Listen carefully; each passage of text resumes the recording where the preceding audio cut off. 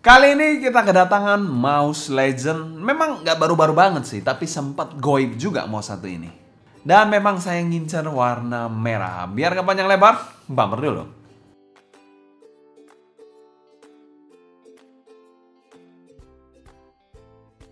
Halo semua, selamat datang di Keep in Touch. Bersama dengan saya Sebastian, seperti biasa akan sharing mengenai keyboard dan peripheral terkait lainnya seperti mouse juga. Dan kali ini kita akan membahas mouse dari Vortex series dari seri Oni R1-nya. Dan apa sih perbedaannya dari mouse-mouse yang pernah saya review sebelumnya? Mouse yang pernah saya review sebelumnya semuanya bukan tipe ergo, jadi ambidextrous semuanya. Dan ini adalah mouse ergo pertama yang saya review di channel Keep in Touch ini. Disclaimer juga, di sini kita tidak menggunakan untuk gaming kompetitif, tapi untuk kebutuhan saya, kebutuhan casual use dan juga office use. Mungkin di waktu yang akan datang saya akan mempersiapkan setup gaming yang cukup proper juga untuk mereview mouse-mouse biar lebih komprehensif aja untuk reviewnya. Oh ya, untuk R1 ini dipasarkan di angka 349 dan terdapat 4 pilihan warna yang bisa kalian pilih, yaitu merah, putih, hitam, dan juga beige. Dan ini memberikan kompetisi yang sangat-sangat baik di kelas harga under 500 ribuan untuk mouse budget. And without any further ado, kita langsung bahas aja untuk penggunaan di skenario saya. Untuk spesifikasi hardware-nya, bicara soal mouse satu ini, ya kita bilang dia cukup proper ya, menggunakan sensor PAW3311. Dan ini setahu saya lebih baik dari 3325, tapi masih di bawah 3395 untuk performa dari sensornya. Untuk switch-nya dia menggunakan Huanout switch yang bisa bertahan sampai 20 juta kali klik, serta untuk DPI-nya sudah mendukung sampai 18.000 DPI. Kalau untuk penggunaan saya tentu saja tidak terlalu berguna ya penggunaan DPI sebesar itu. Mungkin ya 2000-3000 sudah sangat-sangat cukup untuk saya gunakan di office use. Bahkan mungkin 1500-1000 sudah cukup proper lah menurut saya sih. Mungkin kalau untuk gaming bisa lebih tinggi atau bagaimana ya, mungkin kalian bisa sharing juga pengalaman kalian di kolom komentar di bawah. Guna nggak sih kalau misalnya kita bilang di atas 10.000 untuk DPI-nya? Apa kalian ada yang gunakan di atas 10.000 DPI-nya? Bisa share di kolom komentar di bawah ya. Dan untuk polling rate-nya sudah mendukung sampai 1000 Hz juga di mouse satu ini. Jadi ya cukup lengkap lah untuk spek hardware-nya. Namun satu hal yang saya sangat sayangkan yaitu baterainya nggak besar-besar banget, yaitu 280 mAh. Dan lebih kecil dari mouse-mouse yang saya pernah review sebelumnya. Hal itu dilakukan untuk menekan juga bobot dari mouse satu ini, karena mouse satu ini bisa dikategorikan sangat-sangat ringan menurut saya. Untuk baterainya sendiri di penggunaan saya 4-5 harian masih oke lah. Dengan baterai sekecil ini dia masih bertahan dengan sangat-sangat baik untuk ketahanan baterainya. Untuk koneksi kalian nggak usah bingung lagi untuk mouse satu ini karena dia sudah mendukung triple connection wired, Bluetooth, dan juga dongle yang memastikan mouse satu ini bisa digunakan di berbagai macam device. Dan bicara soal speknya sendiri menggunakan PAW3311 itu sudah sangat garang banget sih untuk penggunaan saya. Untuk spesifikasi softwarenya kalian dapat unduh aja pada Vortex series di internet ya. Kalian bisa unduh aja pada websitenya langsung. Dan kita bilang softwarenya sendiri biasa banget sih menurut saya. Ada pemilihan profile, setting button, dan juga DPI yang bisa kalian utak-utik di softwarenya. Dan minimalis banget sih untuk isi dari softwarenya. Oke, bicara soal build quality dari mouse satu ini. Build quality dari mouse satu ini bisa dikategorikan agak ringan ya. Dan terkesan pada saat dipegang pertama kali, ya terasa kurang solid. Karena memang ringan banget untuk mouse satu ini. Untuk housingnya di sini solid banget. Tidak ada cracking sama sekali ya. Solid banget. Dan bentuk mouse-nya seperti ini. Dan bagian bawahnya seperti ini. Di sini ada untuk mode, mengganti mode, yaitu 3 mode-nya yang menggunakan dongle, off untuk wire dan juga Bluetooth. Di sini ada kompartemen untuk menyimpan dongle-nya dan sebuah tombol pairing. Untuk mouse speed-nya bentuknya seperti ini. Dan ini memang bukan mouse yang modular ya, jadi kita nggak bisa lepas-lepas seperti Noir M1 Lite gitu ya untuk shell-nya. Tapi shell-nya ini nggak ada flex sama sekali ya, nggak ada bunyi-bunyi cracking sama sekali juga, dan solid banget menurut saya. Walaupun dalamnya terlihat ringan dan memang bobotnya ringan ya. Mungkin dalamnya yang kosong atau bagaimana. Tapi housing luarnya ini gak ada masalah sama sekali sih. Kokoh banget. Dengan berat yang bisa dikategorikan sangat-sangat wow, yaitu 59 gram. Pada saat saya menggunakan Nova V4 yang beratnya 80 gram ya, kalau saya nggak salah ingat. Pindah ke sini terasa banget. This is a really heavenly blessed ya ringan banget sih, jadi enak banget saat digunakan. Dan pada saat balik sini lagi, ya, wah ini mouse-nya berat banget ya. Pada saat kalian sudah terbiasa dengan yang ringan, pindah yang berat terasa sesuatu yang aneh aja sih.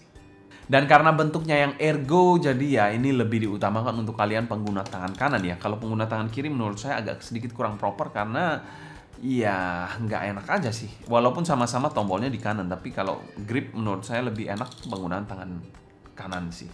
Kalau kalian kiri kan memang di sini buttonnya di sebelah kanan ya semuanya. Cuma ya enaknya sih memang kanan sih dibandingkan kiri. Ambidextrous pun sama sih. Menurut saya lebih enak di kanan karena tombol shortcutnya ada di kanan bukan di kiri. Tapi ya kalau kalian gunakan kiri di ambidextrous secara bentuk masih lebih mengakomodir dibandingkan yang ergo seperti ini. Oke, bicara soal feel penggunaan mouse satu ini. Untuk tangan saya yang 19 cm penggunaannya tidak ada masalah sama sekali. Mouse ergonomis, butuh sedikit waktu untuk menyesuaikan dari ambidextrous ke ergo mouse seperti ini. Tapi tidak lama saya sudah sangat-sangat nyaman dengan mouse satu ini. Mouse ini juga mengingatkan saya pada zaman-zaman Razer ya. Waktu saya dulu main game ya, itu saya menggunakan mouse Razer. Dari Razer Mamba, Razer Imperator, Razer Dead Aider. Saya paling suka Dead Aider sebenarnya. Dan di sini mengingatkan saya seperti Dead Aider. Cuma memang rasanya lebih kecil di sini sih dibandingkan Dead Aider. Dan bicara soal bentuk mouse ini, punuknya sendiri menurut saya pas, nggak terlalu tinggi banget. Jadi penggunaan di tangan saya sebenarnya sangat-sangat pas banget sih. Dan untuk mouse satu ini saya menggunakan palm grip, yes, palm grip dan fingertip grip untuk penggunaan mouse satu ini. Mungkin claw grip agak sedikit kurang proper ya, karena memang mouse-nya bukan mouse yang X-shape gitu ya. Dan untuk klik-kliknya cukup responsif, tidak terlalu loud yang mengganggu banget sih. Untuk scroll wheel juga terkesan agak ringan, jadi kurang terasa tactile-nya ya. Dan di tombol-tombol lainnya juga ya standar-standar aja sih. Tombol DPI-nya, tombol kanannya juga standar aja. Dan berikut adalah suara klik dari left click, right click untuk scroll wheel, untuk DPI dan juga tombol-tombol samping.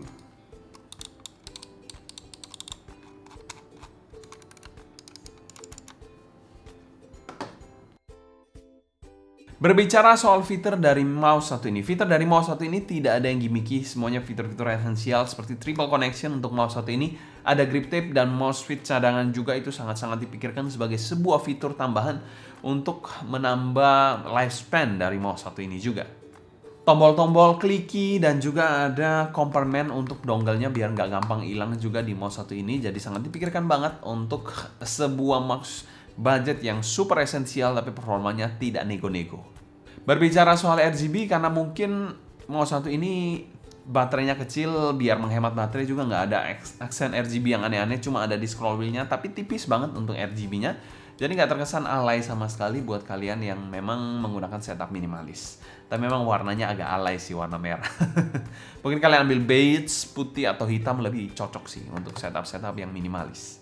Selain itu tidak ada docking-docking yang aneh-aneh seperti di Rexus Saga atau Nova V4 yang pernah kita review sebelumnya, atau modular shell seperti di Noir M1 Lite juga nggak ada ya di sini. Namun sebagai mouse budget Vortex series sangat top banget.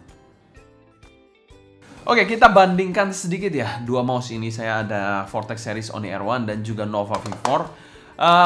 Bicara soal dua mouse ini mouse ergo dan di sini mouse ambidextrous ya dari Nova V4. Kalau bicara soal bentuk sendiri, saya lebih prefer di ergo dari Oni R1 ini dibandingkan Nova V4. Walaupun sebelumnya saya lebih suka Nova V4 karena belum jatuh cinta pada atau keracunan Oni R1 ini. Setelah nyoba Oni R1, saya lebih cocok Oni R1 dibandingkan Nova V4 sih. Karena menurut saya pribadi ya, ini subjektif, bentuk ergo dari Oni R1 lebih nyaman jika dibandingkan Nova V4 ini. Selain itu juga hal kedua yaitu Oni R1 ini jauh lebih ringan jika dibandingkan dengan Nova V4. Dan itu mungkin dulu saya nggak terlalu rewel, tapi sekarang mungkin akan menjadi sedikit pemikiran saya untuk memilah-milah mouse. Saya mencari mouse yang lebih ringan sih. Tapi bicara soal build sendiri, Oni R1 ini terasa sedikit lebih kopong jika dibandingkan dengan Nova V4 yang memang lebih berbobot dan terasa lebih solid aja untuk Nova V4 ini. Secara penggunaan sendiri menurut saya lebih smooth di Oni R1 ini dibandingkan Nova V4. Mungkin ya kita bicara soal sensor ya. Mungkin ada komponen-komponen lain yang juga berpengaruh. Tapi bicara soal sensor, di sini sensornya memang lebih superior dibandingkan di sini yang 3325, di sini 3311, dan di sini pada saat penggunaan somehow lebih smoother aja, sedikit lebih responsif, tapi not in a big margin ya. Tapi mungkin kalau mau lebih valid memang main FPS sih. Kita coba pada penggunaan game kompetitif itu akan lebih valid sih harusnya. Tapi bicara soal fitur, Nova V4 ini lebih unggul dibandingkan Oni R1 karena ada underglow-nya untuk RGB-nya. Dan juga dia memiliki docking charging yang memastikan kalian bisa menggunakan wireless-nya infinity. Jadi nggak perlu di-charge secara manual lagi. Tinggal taruh di charging dock-nya, pasti kalian gunakan sampai kapanpun, baterainya nggak akan pernah habis. Sedangkan di Oni R1 ini nggak ada, RGB-nya pun minim ya dibandingkan Nova V4. Dan di sini ya kalian harus charging manual juga untuk mouse satu ini. Selain itu juga baterainya lebih banyak di Nova V4 dibandingkan Oni R1 ini. Kalau nggak salah ini 600 mAh ya. Koreksi kalau saya salah, saya agak lupa sih. Dan di sini cuma 280 mAh. Jadi ya hampir 3 kali lipatnya sih. Nggak 2 kali lebih lah. Kesimpulan, buat kalian yang mencari mouse ergo terbaik atau mouse budget terbaik under 400 ribuan ini saya rekomendasikan banget. Kalian juga diberikan banyak pilihan warna untuk mouse-nya, jadi kalian bisa menyesuaikan dengan setup dan selera kalian. Saya mencari merah karena ya aneh aja, agak unik aja warnanya. Jadi ya saya coba yang warna merah.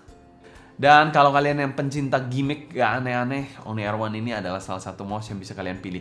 Gak ada gimmick aneh-aneh, mouse-nya ringan dan performanya juga mantap menurut saya. Dan this is simply very good mouse. Mungkin sekian dulu sharing saya mengenai Oni R1 ini. Kalau kalian suka jangan lupa subscribe, nyalakan notifikasi, serta follow juga Instagram kita di Keep in Touch ya. Kalau kalian ada pertanyaan seputar mouse satu ini, feel free juga tulis pertanyaan kalian di kolom komentar di bawah ya. Mungkin apa yang bisa saya sampaikan kurang, kalian bisa juga koreksi di kolom komentar di bawah ya.